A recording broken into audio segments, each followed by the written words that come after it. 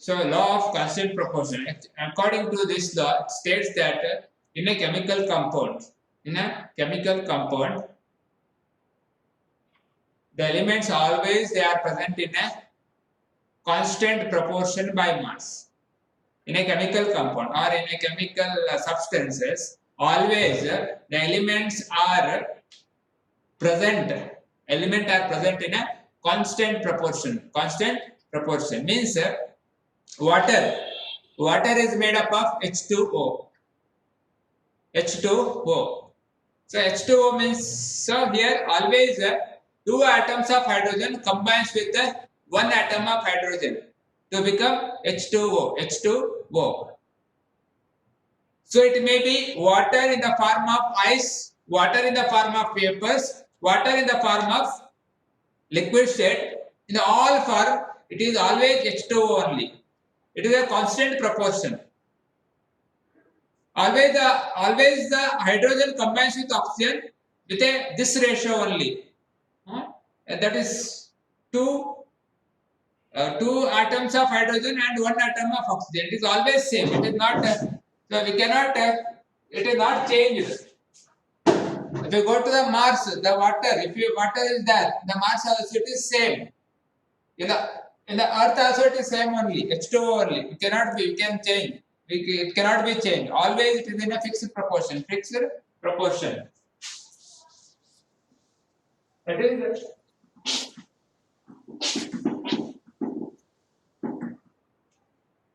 See, law of constant proportion.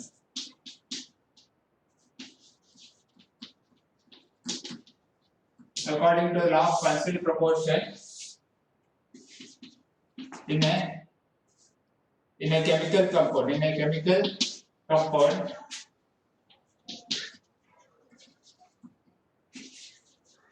elements are present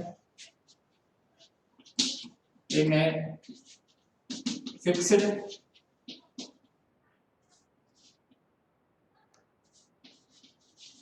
proportion by mass.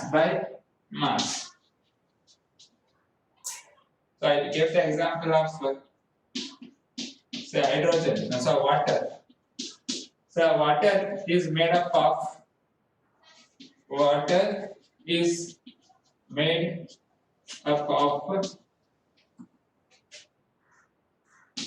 two atoms of hydrogen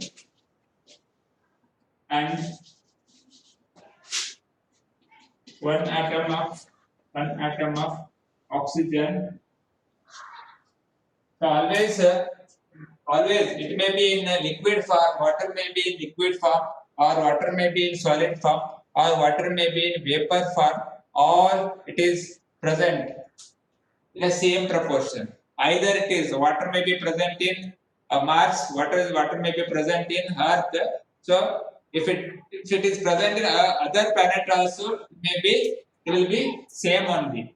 Constant proportion. See, so law of constant proportion. Joseph Proust, the scientist called as Joseph Proust, has proposed this law. See, carbon dioxide if you take. So carbon dioxide, so one carbon into two oxygen atoms. It is always same. NLC, ammonia. Ammonia if you take.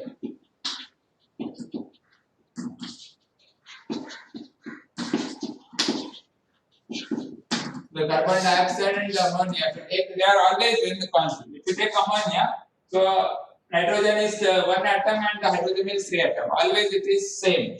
So if you take it, it's 2O. So here they are telling by mass. So by mass it is. So you know that the mass of hydrogen is 1. Mass of hydrogen is atomic mass of hydrogen is 1. Oxygen, the mass of oxygen is 16. So always always the hydrogen combines with oxygen in this ratio only 1 is to 16 1 is to 16 one atom of say 1 is to 16 or you can tell it as 1 is to 8 1 is to 8 means sorry two atoms so two atoms so two atoms of hydrogen and atomic mass of one hydrogen is 1 similarly two atoms so 2 by 16 2 by 16 if you divide it if you divide by 16 2 by 16 by 2 if you get 8 so 1 is to 8 we write always always in this ratio by mass I am telling you so what it tells in a chemical compound the elements are present in a fixed proportion by mass see here so it is always a 1 is to 8 in this proportion only oxygen reacts with the hydrogen to form H2O or hydrogen combines with the oxygen in this ratio only by mass. Understood? So this is about the hydrogen. So one more example if we take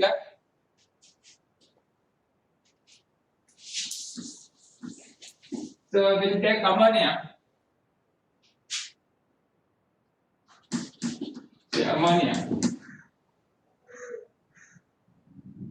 So, say mass of nitrogen is 14 and mass of hydrogen is 1. Hydrogen is 1. Hydrogen is 1. So, always nitrogen reacts with hydrogen in the ratio of 14 is to 1. 14 is to 1. 14 is to 1. In this ratio only, it will be reacting. See, nitrogen one atom is there. So atomic mass number of nitrogen is 14, and if you take hydrogen the atomic mass is 1. So 14 is to 1 ratio only. Now ammonia is formed wherever it is formed. This also. So for every element, it is always fixed ratio. Fixed ratio it is. So the given.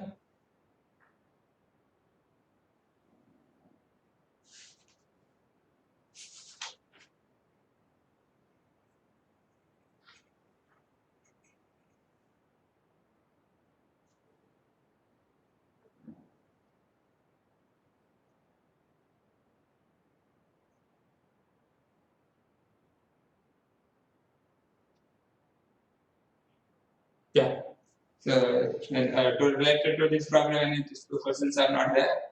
Yeah, like this, we can see of every compound if we take.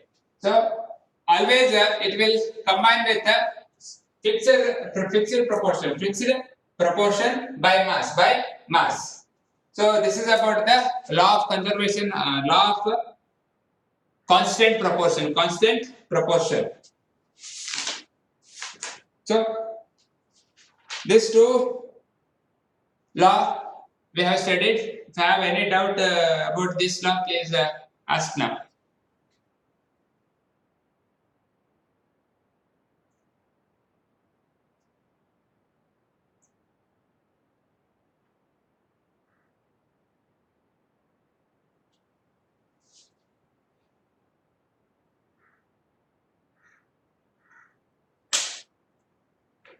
So any doubt you have?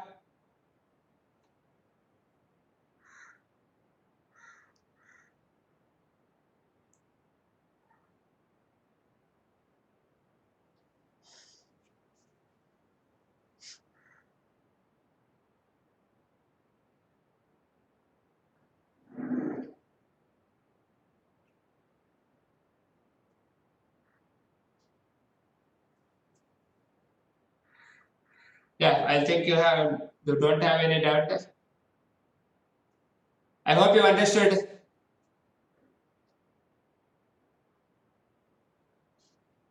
Reply fast. If you have any doubt, so I hope you understood. If you have understood, please raise your hands. Okay. So go through the textbook, read the textbook. If you have any doubt, you can ask. So atom. So next part of the lesson, they have given about the Dalton atomic theory that we have learnt already. You have learnt in 8th standard also, and we have learnt in the previous chapter, that is structure of atom. I told you. So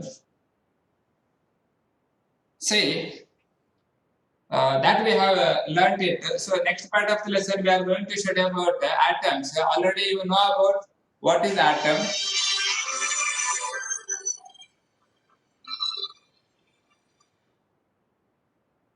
What is atom? You know it. So then see, every element is represented by some symbols.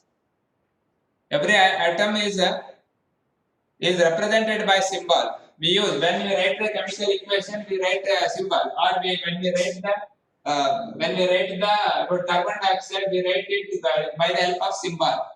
So every element is represented by symbol, that is called as chemical symbol. Chemical symbol. We write it as chemical symbol. Understood? Every element is represented by symbols, that is called as chemical symbols. Chemical symbols. So see, chemical symbols actually, you know all the chemical symbols, like chlorine it is Cl, for gold it is Au, for silver it is Hg, for sodium it is Na, for carbon it is C, phosphor it is P. See, if you take this, all this now, the symbols are used according to the name of the element. Some of the letters from the name of the element is taken as a symbol. If you take carbon, so